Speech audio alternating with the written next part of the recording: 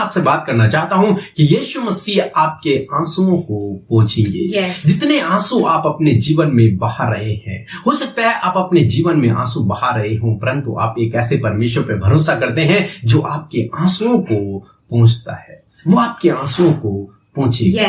प्रेरितों की किताब उसका 1 अध्याय और 11 पद, जहां पर कुछ इस प्रकार से लिखा है, और उनसे कहा, हे गलीली पुरुषों, तुम क्यों खड़े आकाश की ओर देख रहे हो? ये यीशु जो तुम्हारे पास से स्वर्ग पर उठा लिया गया, जिस रीति से तुम उसे स्वर्ग को जाते देखा है, उसी रीति से वह फिर आएगा।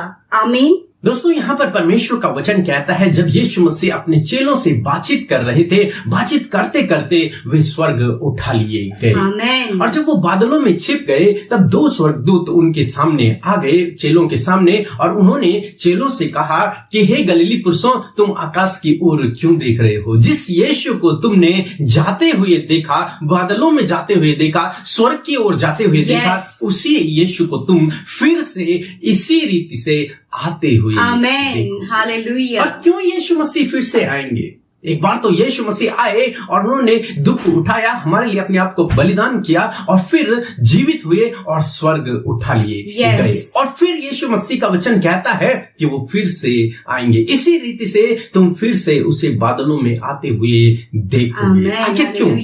यदि हम यूहन्ना रचित सुसमाचार उसका 14 अध्याय और 3 पद में प्रभु यीशु मसीह ने कहा कि मैं तुम्हारे लिए जगह तैयार करने के लिए जाता हूँ।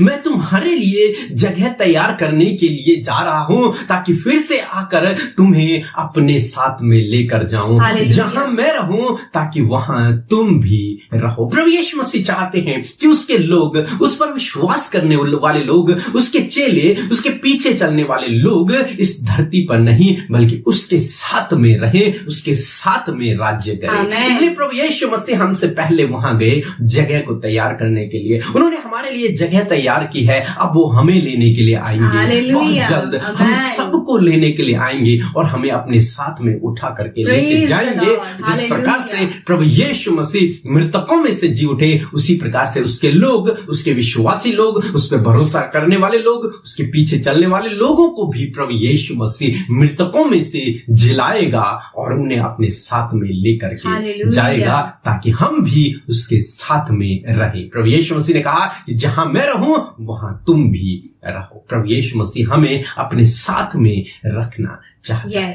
इसीलिए तो प्रकाशित वाक्य 21:4 कहता है कि प्रभु तुम्हारे आंसुओं को पोंछ डालेगा। उस समय प्रभु अपने लोगों के आंसुओं को पोंछ देगा। फिर न कोई दुख होगा, न कोई विलाप होगा, न कोई शोक होगा, बल्कि शांति, आशीषें, आनंद वहां पर होगा। दोस्तों, हम ऐसे परमेश्वर पर भरोसा करते हैं जो हमारे लिए जगह तैयार करने के लिए गया है और बहुत जल्द हमें लेने के लिए आएगा और हमारे आंसुओं को वो पोंछ डालेगा। इसलिए दोस्तों, आप निराश न होएं। यदि आप इस समय विपत्ति से होकर गुजर रहे हैं, विपरीत समय से होकर गुजर रहे हैं, आप इस बात को जान लें कि आप एक ऐसे परमेश्वर पर भरोसा करते हैं जो आपके आंसुओं को पोंछ डालेगा। न केवल उस समय बल्कि आज भी वो आपके आंसुओं को पोंछने वाला परमेश्वर है। मीन्स आपको उस परिस्थिति से बाहर निकालने वाला परमेश्वर है। वो चाहता है कि आप उसके साथ में रहें, एक अच्छे स्थान पर रहें, एक सुरक्षित स्थान पर रहें, एक ऐसे स्थान पर रहें जहां आनंद और खुशी और शांति है,